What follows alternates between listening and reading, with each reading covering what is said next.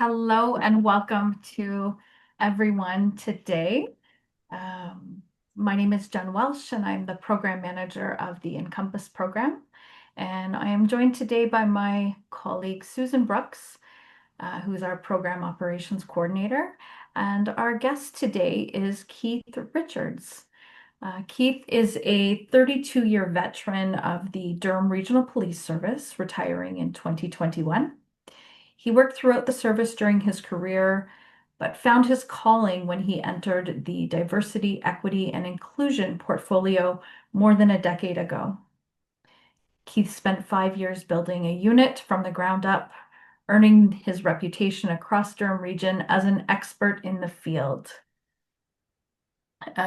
Keith held a training position for the Fair and Impartial Police Training, which is an anti-racial profiling learning course. He's also instructed on several topics throughout his career, and he was instrumental in building a diversity and inclusion strategy with inclusive policy and procedure throughout his organization.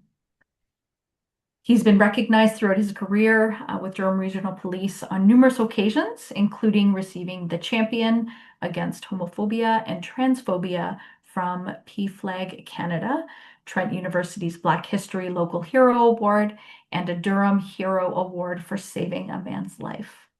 Keith, welcome today to our compassionate conversation. Susan and I very much look forward to talking with you for the next hour. To anyone who's joining us today on the call, please feel free, if you have any questions, please put them in the chat, and Susan and I will share those with Keith during our conversation today. Also remembering that if something is resonating with you that Keith or any of us are speaking to, please remember you can use the thumbs up or the heart emoji and share your support for the conversation during our time together today. Susan, over to you. Did you want to introduce yourself and we'll begin? Absolutely. And hello, as Jen said, my name is Susan Brooks, and I work in the role of Program Operations Coordinator with the Encompas program and the First Responder program with Dalton. So what my role is I work under Jen's direction in supporting our care management team and the delivery of our service excellence to each of you, our members and our family members. And then Jen, are we ready? Can we just jump right We're into it? ready. Because We're we ready to have go. so much to ask. Okay. Poor Keith is really going to be put to it today. So, Oh, Looking forward to Keith, it. and awesome. And thank you so much for joining us. And let's start at the beginning. What inspired you to pursue a career in policing? So oddly enough, I came from immigrant parents who did not want me to be an officer. I grew up in an environment where my parents had experiences, visual, not direct experiences, and framed their reference around what was happening in the 60s with Martin Luther King. And their interpretation of policing was they're only going to hurt people because they received the water cannons, the police dogs, the protests, and that was their frame of reference. But at the same time, when I grew up in Pickering, there were officers that were stopping me all the time. And I never told my parents because I didn't know how they would react to that. But they would literally just stop me and say, "Hey, what's your name? Where are you going?" And they would stop me when I was 10, 11, and there's three officers in particular, and they would always stop me anywhere I was. And they just say hi to me and then send me on my way. I was on my bike. Then I got my license and they were pulling me over, but they weren't pulling me over to give me tickets. They're pulling me over to say hi. I'd be at the side of the road just talking, and then I see you later. And it changed my opinion, even though I had that parental influence, it changed my opinion about policing to the point where I want to be an officer. And I wanted to do that. I wanted to stop kids that were walking down the street. And that was really what my inspiration. And I had to have that awkward conversation with my folks about it because, they still had their opinion. But what I can tell you, though, is while they were reluctant, my parents never put themselves in between my aspirations and their opinion. And so I became an officer, and over time, they ended up embracing the notion of policing, just by living a mile in my own shoes, to the point they became champions of the police. And I like sharing that because it just shows that we've given an opportunity, people can change, and they were good people. They still are good people, but they changed based on my experiences. And, my only regret is that I didn't tell those officers the impact that they had before they left policing. And I would love to have. I've since seen one officer who I spoke to about it, but the other two I have not. And but the reality is they inspired an entire family. They didn't just pull over this kid randomly in Pickering. They ended up changing me. They ended up changing my folks. They ended up changing my family based on them just stopping me. And you don't actually get to see that connection. They just saw Keith. They didn't see the spin-off benefits, to the point that I ended up wanting to be like them. And I became an officer. And all three of them were sergeants, so I wanted to be a sergeant. I literally mirrored my career after them. And it's my fault. We always think we have tomorrow to do things, and I didn't follow up with them. And I wish I had, to let them know this whole benefit that they had provided the Richards family that they would be unaware of. And so that was my inspiration to be an officer. Beautiful. Yeah. So has that ever come full circle for you? Has anybody now come to you throughout your career and said what an inspiration you had been for them? That has happened. Yeah. And they're brighter than me because they told me while I was still an officer. But I've had several people who, along my journey, particularly when I was in youth engagement, who, as a result of my connection with them, wanted to follow my path. And several actually have followed my path into policing. So, and I see them at Durham because they came to the same police department that I was in. So I get to see that. I've been to their graduations and, got to wear my number ones and congratulate them and all that kind of stuff. So it's very rewarding when you can see that. Absolutely. That feedback, I almost feel like I was paying it forward, and that kind of thing. Yeah, it's fascinating. That's so beautiful. I love that. Yeah, that is. So Keith, let's talk about, in 2006, you made history by becoming the first diversity officer for Durham Regional Police. And this question is really going to kind of set the tone for us for a lot of what we want to talk about today. So what was that experience like for you, stepping into such a new and important role? And what did you base it on? If you were the first one, what did you base that on? So my inspector at the time came to me, and he was still at the same division as me, and he was going to regional headquarters to work with our new chief at the time. And he said, they're going to have this diversity position and you need to apply for it, Keith. And I said, me? Why would I do that? And he said, because you're already doing the work. And then he started listing the things that I was already doing with the community as a frontline officer. And it's funny how people see in you what you don't see in yourself. And so he started listing all these things, and I was like, he's right, And so I applied for the position, and I was successful.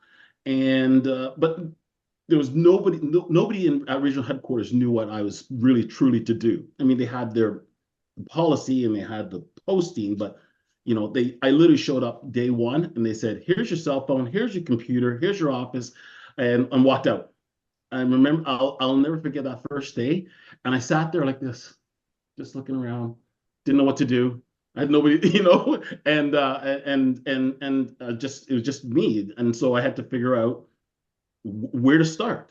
And it's kind of funny looking back at it, because at regional headquarters, all your superintendents and the chiefs and on HR, and there's all these units that are all there, and you're surrounded by hundreds of people, yet you're still alone.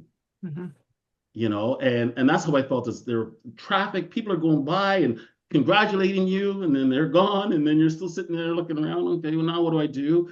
And I literally just went on to the phone directory, looked for cultural groups, and literally just started calling one after the other, because I didn't know what else to do, and nobody else could give me direction, because they're like, you're the resident expert. How can you be the expert? It's day one, and I literally just started cold calling people saying, can we meet? And that's really my starting point. And but it was just a very interesting experience to be put in a position where everybody's relying on you to be that resident expert, you technically have no expertise in it, and you're surrounded by people who they themselves don't even know what you need because it's new to everyone. And so for me, it was exciting. It was daunting. Took a lot of personal time. It wasn't one of those positions where you could just shed that cloak at 4 p.m. It was day, it was night, it was evenings, it was weekends, because the public wants you when they're done work. They're not looking to talk to me while they're at work. So it's lots of evenings, lots of weekends, and typically I'm by myself because my supervisors and my bosses and all this, I'll call it the stakeholders in DRPS, they're working 8 to 4, and they're like, oh, we're not going. So it was, I equate it to being surrounded by people and still feeling lonely is really what my first year felt like. And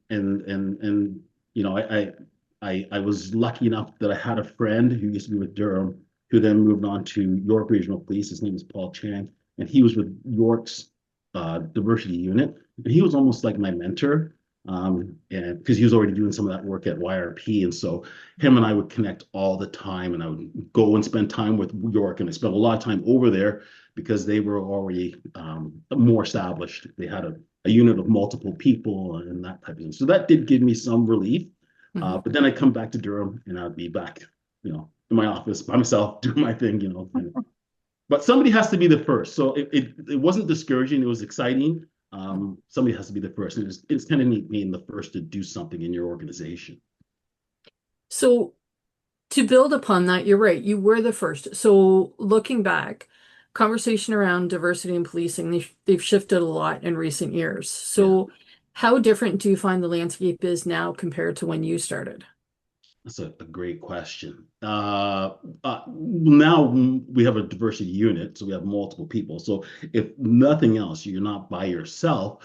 But the landscape has changed. We have a lot more diversity in Durham Region. We have a lot more diversity in Durham Regional Police. And there's power in seeing that representation.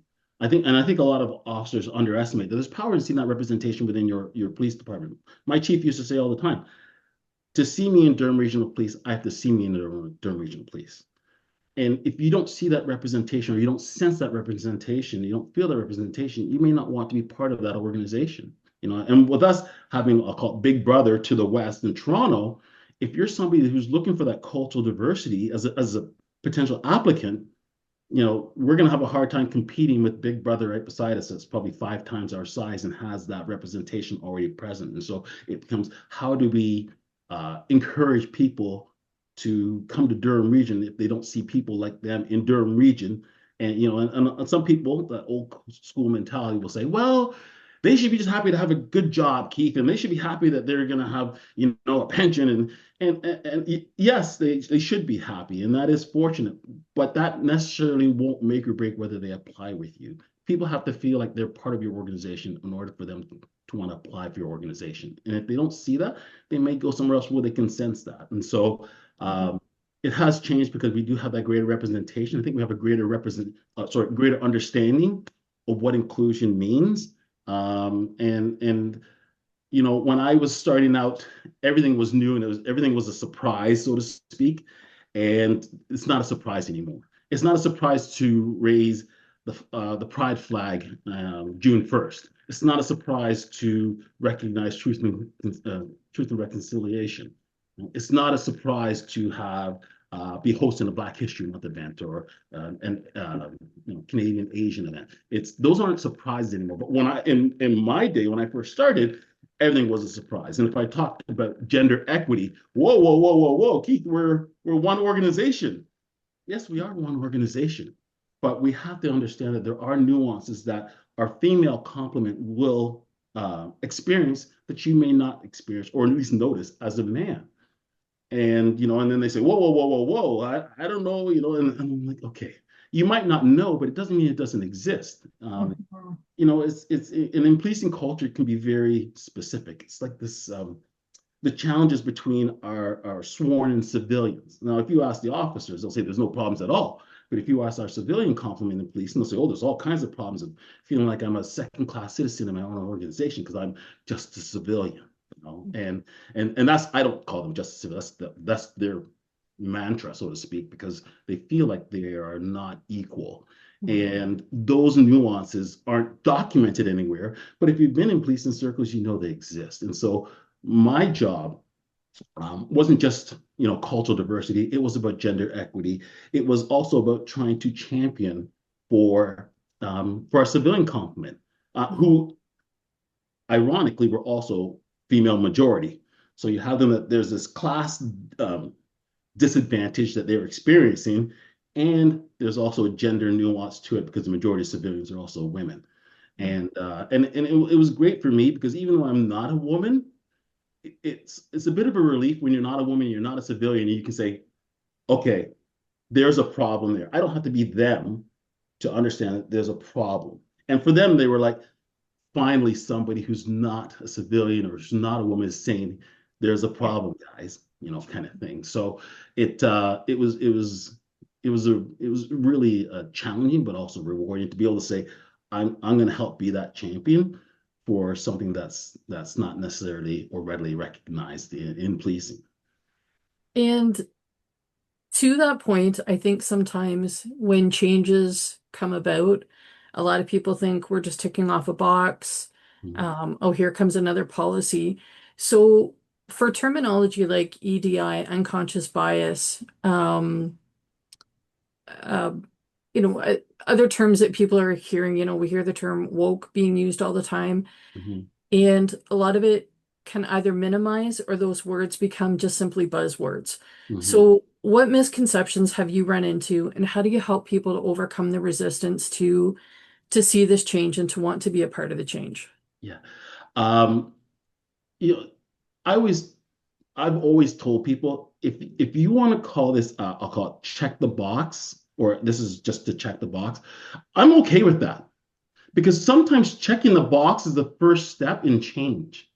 And so when somebody says, oh, Keith, you're just checking the box, or they're just checking the box, I'm okay with that. Okay, well, let's check the box because it gives you a starting point. Usually those who will say this is just a check the box initiative are those that don't want it in the first place. And so that's their way of being disparaging it to that initiative without being disparaging to that initiative. It's almost like they want to say, if it was something authentic, Keith, I'd be behind it. But this is just a check the box initiative. I'm okay with that. Let's check the box. It's just a check the box. Maybe we're going to forget about it tomorrow, but for today, we're going to celebrate it, whatever it is. And that's going to be our starting point. So I've always been a champion of checking the box. That's fine, because at least it starts conversation, it starts engagement, it gives you a starting point, and it gives you something to build on. But you're going to have people that'll say, oh, DEI this, DEI that. And that's okay as well, because it gives you a starting point of conversation. If you want to call it DEI or EDI or whichever expression you want to use, I'm okay with it. Because it's something to talk about, it's something to engage in conversation about, and something to consider. And I think that the biggest crime would be not talking about it, or allowing those who would rather not consider it to have their way, because usually they probably benefited from the status quo. So why would you want to change? Why would I want to be a champion for something that I feel maybe is not represented in me? And that becomes one of the biggest challenges, is allowing all of our organizations to understand that they are recognizing diversity. Because there's this notion that diversity is for women and visible minorities and gays and lesbians, and that's not what it is. Diversity is about recognizing your differences, whoever you are, right? And your differences might be, yeah, Keith, I'm a male white, I'm not diverse. Yes, you are. You're a male white. You started it with that. That is your diversity. Where were you born? Where is your family from? What's your genealogy? What languages or language do you speak? And I could go through. Are you divorced? Are you married? Do you have siblings? And all of these facets mean that we're all captured in diversity. Diversity is not just about visible minorities. Diversity is whatever your makeup, your composition is that makes you who you are. And so one of my first jobs is allowing people to recognize that whomever you are part of diversity. You just don't realize it. And so that became one of my biggest, I won't say chores, but one of my biggest assignments was allowing everybody to hopefully recognize that they are captured in diversity. You just need to recognize what that is. And yours will be different from the person right beside you, even if they look just like you. It's going to be different in some nuance, some way, some fashion. And that's okay. Right? That's okay. And so that became my thing, is allowing people to all recognize the diversity. And once people realize that they are captured in that message, they're more likely to embrace it, because they realize, oh, you know what? I was just talking to Keith and he was talking about this, and yeah, okay. Now I get it. I didn't think of it that way. And so that's the first part of your engagement, is allowing people to recognize that we're all captured in diversity. I think that's a really salient point to add to when we look at this field and trauma. Often people, when they're looking at their own mental health, they look at, well, my trauma isn't as bad as their trauma. So they tend to dismiss what they're experiencing. So just to open this up, like the lens of looking at it, hey, we all come from a perspective. We're all equal. We're all human beings.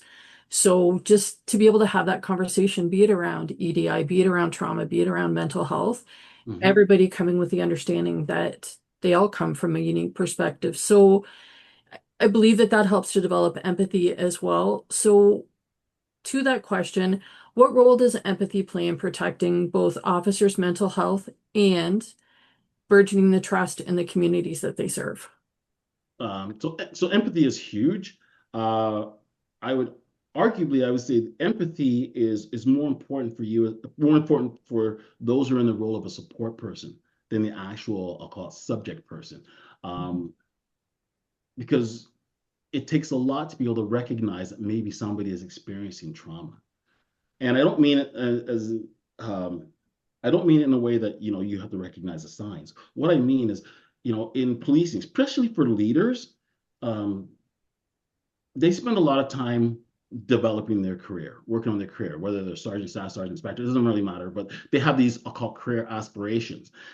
And so for the Keith Richards of the world, I always wanted to challenge them to say, are you able to recognize what's going on around you while you're trying to build your career? Because usually what happens is you start saying, oh, I want to be a leader. And in most policing circles, it's, well, what did you do? What did you do? The interviews, what did you do? What did you do? And if your mindset is about, okay, how can I be a successful leader in this policing organization? Are you able to then have that empathy to say, oh, there goes Keith walking by. No, he's just having a bad day. Let me go back to what I'm doing, and be able to take that time out from your own personal endeavors to say, hey, you know what? This is important, but I just want to check in with him, or I just want to check in with her. And that's more important than the actual person. It's can you leverage your leadership position to check in, or to recognize that somebody might not be the same, or it might be that, you know what? Every time I see him, I just say, how are you doing? Whether he's smiling or not. And people appreciate that.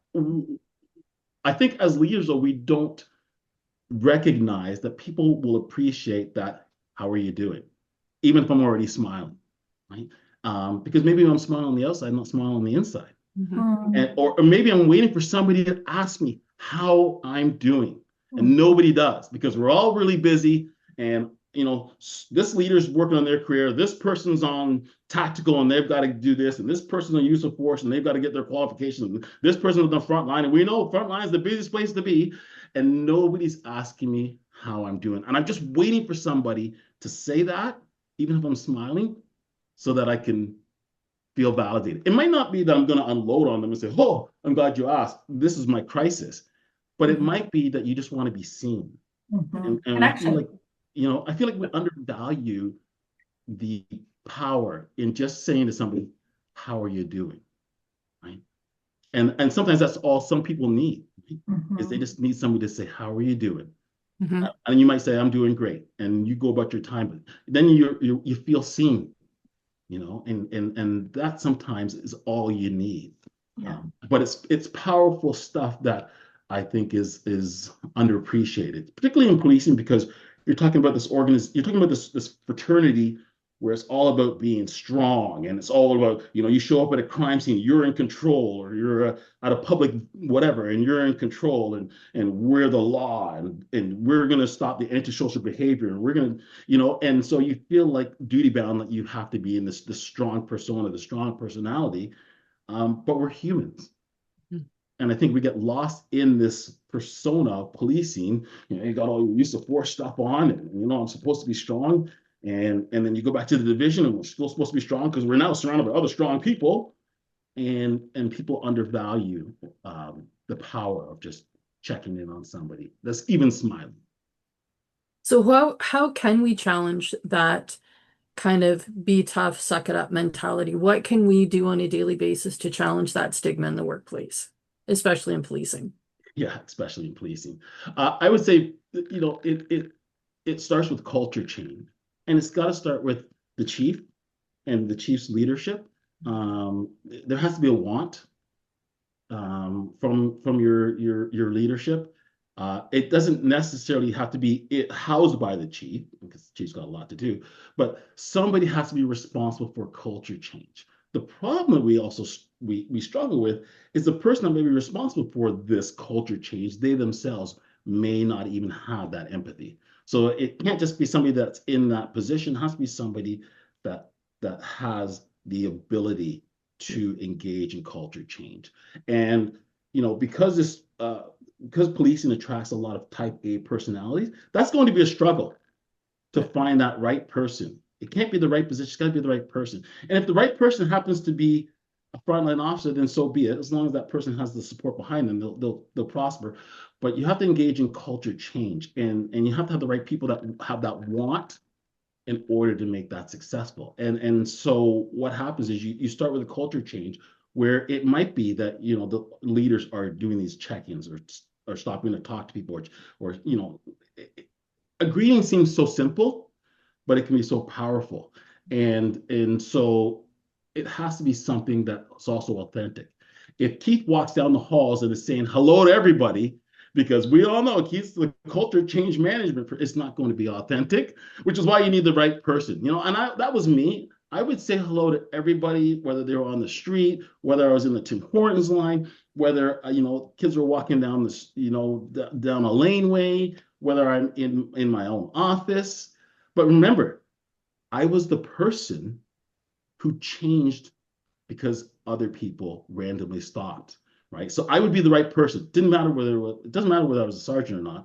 I would have been the right person for a culture change because I already know the power of that. Now, you might not have a Keith Richards in your organization, and you might benefit from hearing my story to realize that, yeah, if you have the right person, that person could be your champion for culture change. And that culture change can start very easily with a greeting or an engagement opportunity or whatever nuance you want to put to it.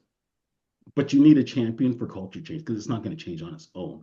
So I would say have the right person, has the right personality, typically somebody that everybody respects, because the last thing you want to do is put the wrong person in, because sometimes they can do more damage than good.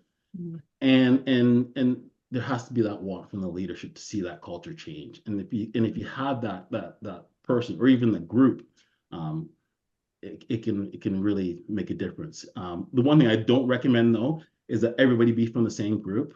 So you wouldn't take all of your EDI people. You wouldn't take all the people. You want to literally have a team that's spread out from the organization that kind of comes together and says, how can we engage in culture change that will allow members to feel like they're not alone, or members to feel like somebody cares, or members to feel like we're trying to build a culture of inclusion, a culture of awareness, a culture of positivity, and patience. That's the last thing I'll say. You need patience. Because people want to just bam, okay, we're not seeing the results, Keith, and all that kind of stuff. We just did the employee wellness survey, and it was terrible. It's kind of like trying to steer a cruise ship. Right? It's going to be slow, so you got to be patient. I would say it's years in the making, and I was okay. I'll be honest with you. I mean, I'm retired now for several years. I was okay with making investments that I wasn't going to see the prosperity of. And you have to be okay with that. If you're a leader and you're in, I'll call it your mature years, is that your job is not for you to benefit from it. My job was to create initiatives and create a culture that the people coming behind me would benefit from. At no point did I ever feel like I was going to benefit from the initiatives I was doing. I just felt like people behind me were going to benefit. And you have to be okay with that. Right, which takes an empathetic person, it takes an authentic person. Is to say, yeah, I'm going to make investments that I'm not going to benefit from, and that's okay. You spoke to, I really liked when you spoke to reaching out to everyone because we often look at care from the top down. We wait for our leader to ask how we were doing. Yeah. We wait after a traumatic call to see who's going to reach out to us instead of stopping to say, maybe to the sergeant on scene, hey, how are you doing about this? Yeah. So, to that point with leadership, how do leader, and let's specifically narrow this down to leaders in particular, what Yeah. practices can help them to sustain their own well-being while they're supporting their teams? That's a fantastic question. Yeah, that's a good one. So I would tell you that the first practice leaders need is some type of learning opportunity on building compassion, Mhm. building empathy, uh, increasing your soft skills. You know, we're an organization where we screen people and test people for their soft skills coming into policing, and then once they're in policing, we abandon that. And when you're looking for those leaders, you want people who have those soft skills. And you're going to have, here's the thing, you're going to have people that will want to do this initiative who don't have that soft skill. Mhm. And they're like, no, Keith, I want to get involved. I'm like, I don't, this is the best person, because every, you have to give people also the opportunity for change, even though everybody might say you don't want that person on your team, even though they're asking to be on the team. But you have to give people opportunity for change. But you want to start by having people really have learning opportunities on how to exude that compassion, how people can sense that compassion, and it's all around soft skills. And some people will say, oh, Keith, touchy-feely stuff. If you want to call it touchy-feely, you can call it what you want. But the reality is we are talking about feelings. We're talking about people's feelings, and we have to get away from the investigator hat. We have to get away from the first responder hat because we're dealing with humans. Mhm. And you got to put that human hat on and say, this is not a policing issue. This is an employee wellness issue. That they just happen to be, I don't know, 75% officers and 25 or 30% civilian members, whatever the composition is. And we have to be able to put that hat on to say they're people and they hurt like us and they may have challenges at home that are completely unrelated to the workforce, Mhm. but we need to still help them. We need to support them. We need to engage with them and recognize that things that happen at home can still affect you in the workplace. And the only way to do that is to be able to build that capacity in their leadership because they need to be able to demonstrate that if they want people to then follow that as well. And so if your leadership can't demonstrate it and your members can't demonstrate it, right? And so it becomes a self-fulfilling prophecy. The question becomes whether the leaders will make the time for that. And I say make the time, you will never find the time for this type of learning. You will never find it. We're all very busy people. They need to be able to invest and make the time for this type of learning if they truly want to see culture change or culture change management within their organization. And it starts with them. So, when people in a policing community, and as we know, oftentimes when we think of policing, we just think of the front line, but Yeah. you've mentioned numerous times civilian positions, support positions, Yeah. and it truly does take that whole global kind of outlook to make policing successful. So, when employees in a policing environment feel seen and feel valued, as you spoke about, how do you think that impacts their resilience and their ability to cope with stress? That's a tough one because everybody has these competing forces both at home and at work. And so we have a situation where your civilian complement is, I'll say, 30-ish%, and their challenges are very different from officers' challenges. And so their challenges might be more, if you're the clerk that has to dictate certain events. You can have vicarious trauma just reading about it, or you're hearing it and you've got to retype it. And I feel like we sometimes underestimate the impact of vicarious trauma for those because we think, well, you weren't there. No, I wasn't there. But people can be triggered by hearing the story. People can Yeah. be triggered because maybe they're on the call, even though they didn't go to the call. And sometimes in policing, we look at that as being a weakness. Oh, they weren't even there and they're off. Yeah, yeah, that's exactly what happens. They weren't there and they still can be off because the power of vicarious trauma is huge. It might be that, for you, you're making this call out of a scale of 1 to 10, 10 being the worst. It might be that in your mind that this call was a 7 for trauma. But because they weren't there and they're just filling in the blanks of what they know, they might make that call a 9 in their mind. It might be worse than what you saw. But that's the human mind, that's the human spirit, and it does happen. And I feel like we undervalue vicarious trauma because we don't see it or we don't understand it, and we don't understand the power that it can exude in oneself. And then you take your vicarious trauma, that experience that you've heard from certain members, and then maybe somebody's already having some type of trauma situation at home, unrelated to the workforce, and now it just starts building those bricks upon bricks upon bricks. And then we look at them and say, why are they off? They weren't even at the call. Yeah, because they were triggered by it, or because that was their experience, or you have no idea what's going on behind closed doors, and we don't appreciate that impact. And it happens, it would appear that it happens, and I don't know the statistics, it would appear that happens a lot with dispatch and our civilian complement, because they aren't usually at the call.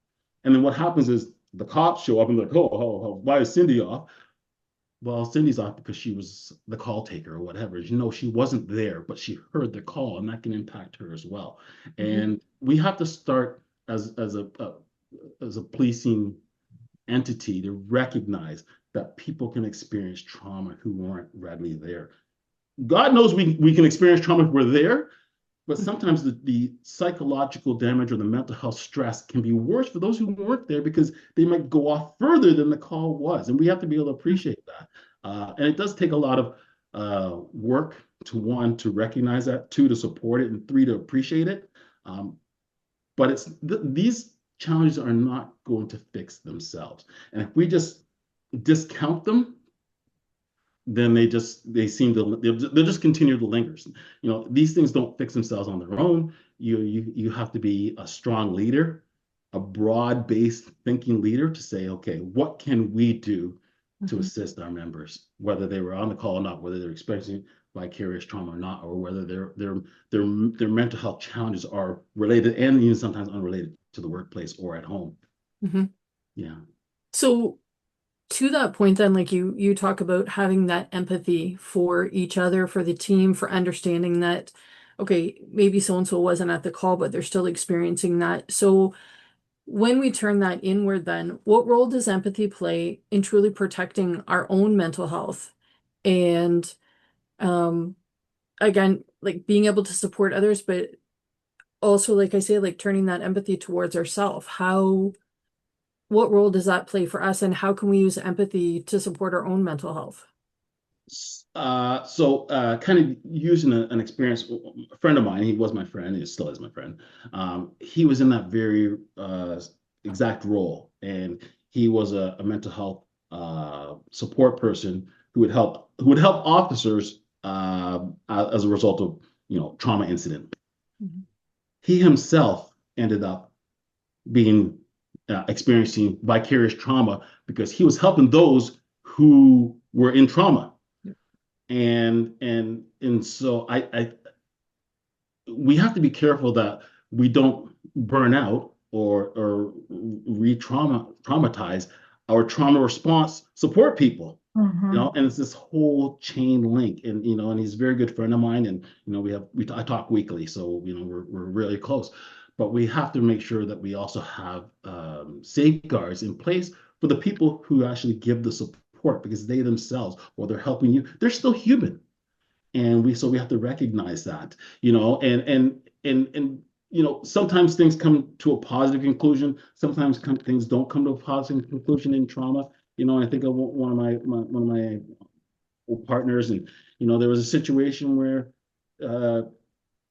one officer had done infant CPR and the child had survived, which was great. And everybody's like, hey, great. And he got recognized for that. And she had done CPR on an infant, and the child had not survived, and nobody talked to her about it. Yeah. Nobody checked in on her. She didn't get any. She did the exact same thing as the other officer. So you have 2 officers doing the exact same response to infants. One survives. He gets recognitions. He goes to police appreciation, and everybody stands up and applauds him. The other officer did the exact same thing, There's no recognition, there's no applaud, there's no reward, there's no nothing. And she arguably probably has a uh, greater sacrifice than him, because I couldn't imagine doing infant CPR and then the child not surviving. So how is it that the person who has the greater trauma for the exact same incident doesn't have any recognition, and then the person who probably has less trauma because he's a hero gets all the accolades and all the recognition? And we in policing have to remember that. We as leaders have to remember that the person who, did not have that successful outcome still needs to be recognized. Maybe not in Padan, but there was nobody from a leadership standpoint went to her. Nobody from a leadership standpoint recognized her trauma. Nobody from a leadership standpoint thanked her for her efforts. Maybe the family, the family, I shouldn't say, the family didn't thank her for her efforts, but they were dealing with the loss. So that I understand. But at the end of the day, one person getting the high fives and the other person's on their own. And that's a sad situation, but that happens all the time, and so we have to understand that if we want to be a culture of success, that we have to remember that even those who are not successful need support, or even those that might be even successful need support. When I did CPR on a gentleman and I saved his life, I was hijacked. It was actually in the gym, and I went back to the treadmill after the ambulance was wheeling them out, and I'm on the treadmill, and I feel like I was floating. I don't even know how to describe that, but I wasn't there present. And I think I might have been there 10 minutes, and I got off the treadmill and said, I got to go home. Yeah. And I'd never had that experience before. I had to go home. I wasn't right. I wasn't right in my mind. Now remember, I saved somebody's life, and I wasn't right in my mind. And nobody checked in on me. Nobody said, hey, are you okay? I was lucky I was with my wife. So, I had her, although she didn't sense anything, because, I'm smiling still, right? I saved somebody's life, right? So I'm smiling. Meanwhile, I wasn't right, even though I saved somebody's life. I'm really glad that you mentioned that about families. On our team, we have two different care management teams. We have the team that supports our members, and then we have a team solely dedicated to supporting our family members as well. So I'm wondering if you could speak a little bit to the stress that you brought home, how your family experienced that, and how you helped to support them throughout your career. Yeah, my is an interesting. It's very interesting concept. Is what do family members what are their roles in mental health support, in inclusion, in family structure policing? And I think some of it maybe depends on whether your significant other is also in policing. They don't have to be an officer, but if they're in policing, maybe they have a different frame of reference. Mine isn't in policing; she's in medical. But I think it would be. I think that in policing, and I can only speak of it because that's the institution I came from, there has to be greater awareness for personal support. People just assume, oh, you got a girlfriend, you got a wife, you got a significant other, whatever, you're good. Well, maybe they don't know how to support you. Maybe they don't know, and we don't give any advice to family members. I go to all these graduations and everybody's high-fiving. There's my son and my daughter, and they're 25, 26, 28, 30, and they're at their graduation, and this is great. And maybe there's girlfriends, boyfriends, everywhere else, significant others there. And we just assume that if you're down and out or you're not having a good day, that, well, you're going home to somebody. But maybe that somebody, maybe one, might have their own stress, or maybe that person doesn't know how to cope with somebody that's in policing, that might experience trauma, but maybe can't talk about it, right? Because of privacy issues and all that kind of stuff, right? Or maybe they don't want to talk about it. And so how do you talk to somebody who doesn't want to talk about it or can't talk about it? And we don't support people any advice on how to support somebody who maybe can't talk about it for privacy reasons. Why don't we? That's an open-ended question, but we don't. We just say, well, they got it taken care of. They got their, significant other, their parents. Okay, but they don't know how to help somebody who can't talk about it because maybe there's privacy laws and maybe it's before the courts or what have you. And we just assume that people have that care at home because there's somebody at home waiting for you. Well, we can't assume that that person, the support person, will have the skills, knowledge, and ability to help support that member. Mhm. So, you know, if I had a wish list, that for sure would be on that wish list. Is we need to be able to give support people, significant others, whatever you want to call them. We need to be able to give them at least some tools on how to support somebody who may be experiencing trauma, who can't necessarily talk about the event, Mhm. you know. Yeah. But we don't do that right now, policing. We just kind of assume that they're taken care of because they're not going home to themselves and going home to a bottle of vodka. They're going home to whomever. Well, that's not enough, really. If you want to have a resilient workforce, just assuming somebody's at home to help them is not enough, you know. And I will tell you, you know, because my wife, uh, you know, she's a nurse, and particularly in our earlier years, we worked opposite shifts so we could, you know, Mm. hand off the kids. And so I would come home at 5 and she'd be out the door at 6 and she would work the night shift. And we were, you know, and so, yeah, it saved a lot of childcare, but I spent a lot of time just me and the kids. Well, my kids are toddlers and everything else. They can't help me. And so I technically spent a lot of time alone. My Mhm. significant other was gone to work and she's not working a 12-hour shift. So people would say, yeah, Keith has got his wife there. She's not there. I literally see her for less than an hour and then she's got the door again.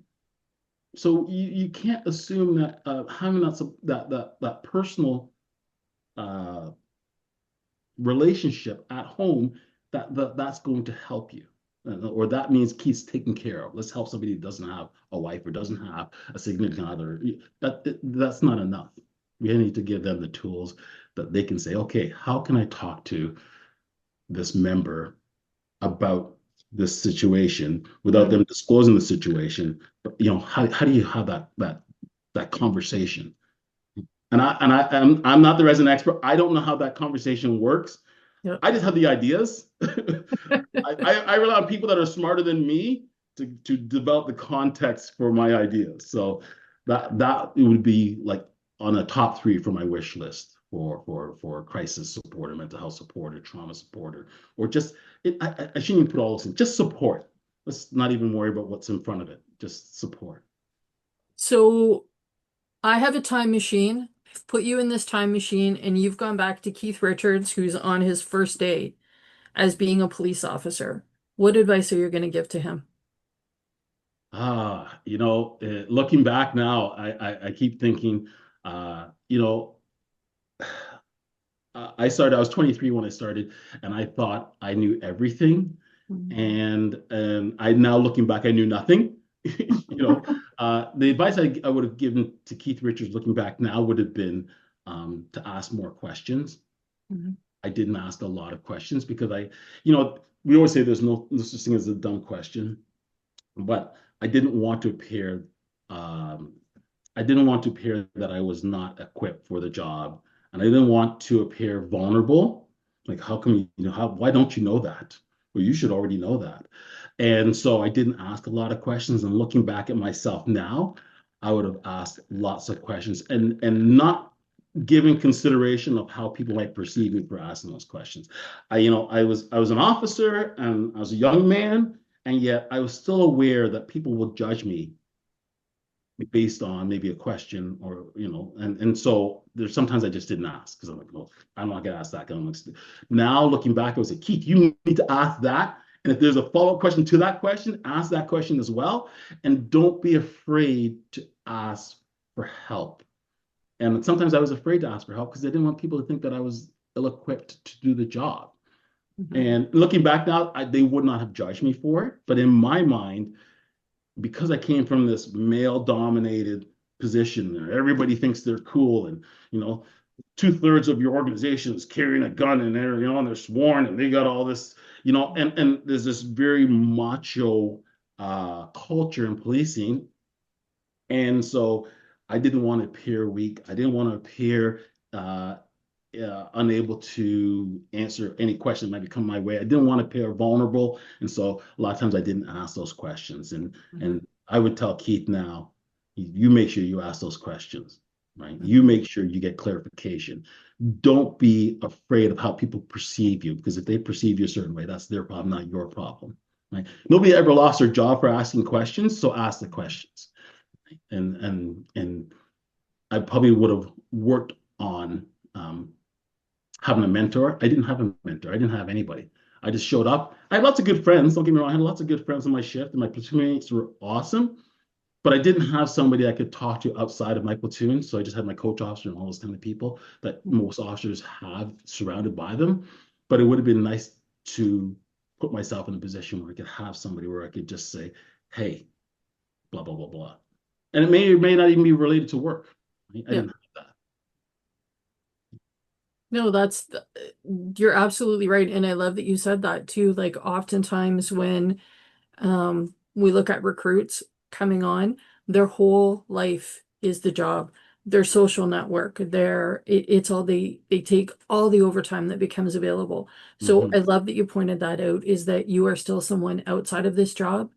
So ask those questions about outside of the job and who you are as a person and not lose touch with that. So that's a message to our recruits. Let's go to the other end of the career for the leaders that are listening in today.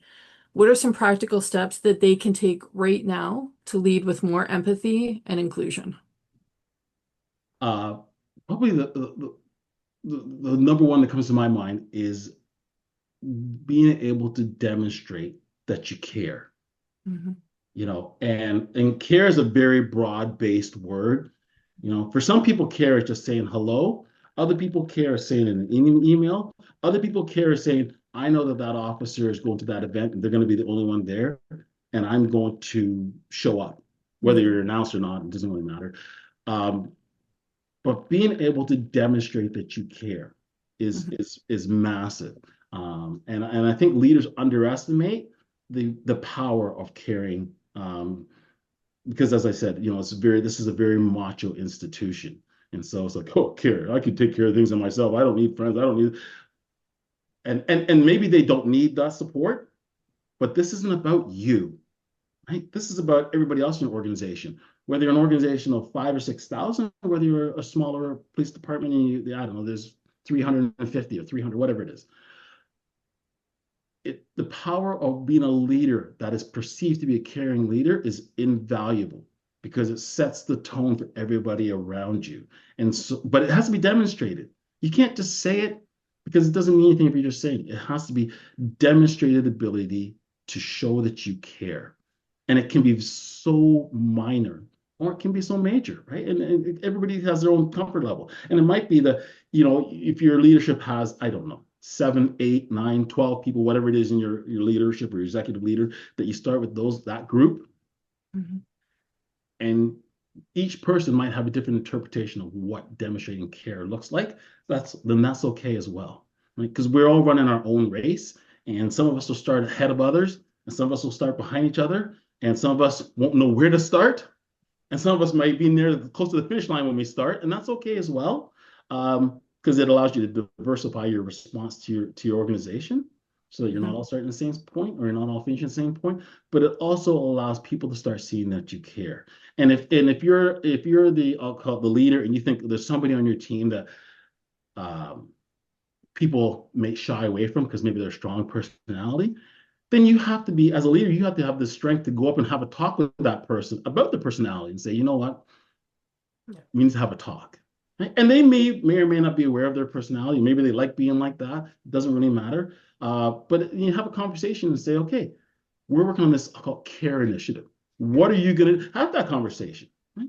We can't have our leadership being afraid to talk to other leaders about their shortcomings, because then you're not a leader. So if you want to be a leader, or you are a leader, you consider yourself a leader, then you need to take the reins and say, okay, how are we going to start this CARE initiative? And it can be so minor. As I said, just checking on somebody that's already smiling, because you don't know what's going on inside. And maybe there's nothing going on inside, but that's the first step as a leader, is to be able to demonstrate that you care. And that can pay dividends. And remember, you're trying to pay dividends that you're not going to receive the outcomes for, right? If you got people that are doing it because they want to benefit from it, then that becomes a bigger challenge. You know, Mhm. if you're like the Keith Bridges of this world, I'm putting in the deposit, but somebody else behind me is going to make the withdrawal, and you have to be okay with that. You know? Mhm. Yeah. I have one more quick question. I cannot believe how fast this I hour has know. gone. This is, I'm like, oh my Blink. gosh, it's Yeah. gone fast. So Yeah. let's kind of, Keith, can you sum it up? After all you've seen, all you've contributed, what Yeah. gives you hope about the future of policing and leadership in diverse workplaces? You know, what gives me hope is, I'm seeing a change in policing. I'm seeing less type A personalities. When I was in recruiting, I was kind of in the middle. So I was in recruiting before I was in diversity. And what I'm seeing is that we're hiring people more on those soft skills. We're having that diverse workforce and appreciating that you do need a diverse workforce. Uh, there's not this cookie cutter, 6'2" cop that's in a line of 20. People are very different now. We're hiring from the community. We're hiring this mosaic. We're okay with the notion that somebody is not like us. We're okay with the notion that somebody in our group is wearing a turban. We're okay with the notion that we are an ever-changing society and that policing is changing slowly but surely, but changing or pivoting with that. And that gives me real hope. I think that our leaders and maybe even our police organizations as a whole appreciate the power of change, because some people don't want change, not because they're discriminatory, just you like what you like, and that's what you like, and this is what you grew up in, and this is what and so it's like, maybe you don't want change, but change is going to come whether you want it or not. So I always embrace it because we can't stop change. But I like the change. I like seeing the direction of policing, and it's getting away from everybody being that tough guy, and it's usually a guy, but they're getting away from that tough persona, and they're gravitating more towards that supports persona. And I love seeing that, because I came from the tough persona, Mhm. and to me that didn't do anybody any good. I like this nuance of caring and engagement that I'm seeing from today's officers, which is great. I think in part it comes because they're a different age cohort generation than me, Mhm. and so they are more overtly aware of their world than I. To me, when I was growing up, if I wanted to learn about the world, I had to go to the library or pull up the encyclopedias. Right? They're getting information as it happens on their phone, but it allows you to also be more aware of what's going around you in your world from a social aspect and an engagement aspect. And so I think that it only benefits them to be more aware. So I love the direction that policing is going. And I don't feel threatened by the change in technology and all that kind of stuff. It's an evolution of humanity, not just an evolution of policing. So I'm okay with that, but I do like the personality nuance that's coming to policing now. So for people in the audience, anyone who's listening or whatnot, how can they connect with you and learn more about your work with KALA Yeah, so Consulting? probably the easiest way to find me is Clay Consulting on LinkedIn. Just throw that in there. You'll be able to find me, connect with me, reach out to me. I'd love to have a conversation with anybody, whether it be in virtual world or whether it be in email. But I'm always accessible, and I love having these conversations about who we are as people, not just Mhm. policing. Although policing is near and dear to my heart, 3 decades of it. But I didn't just live for policing. I lived for just engaging with people as a whole. So Mm. I feel honored that I've had the opportunity to have this conversation with you, both Jen and yourself, Susan. So thank you very much for giving me this platform to have these conversations. Well, on No, behalf of Encompass, Keith, thank you so much for joining us today. Susan, incredible job. thank you. Facilitating those questions, and this was a very, very fast hour. It was Yeah, maybe you'll invite me back. I'd love to come so back much. and I was gonna I say learned, we need a part two because I've got yeah, yeah, a yeah, whole bunch of absolutely. I'd love a questions to part ask still. two. So it yeah, was fantastic, and really enjoyed listening to you and learning from you today. So Thank you. we wish you all the very best, and please come back for part two I would anytime. love that. We would love that as well, and take care of yourselves and each other, Take and care, we'll see everybody. you next time. Thank you very much. Take care. thank you. Bye-bye. Bye.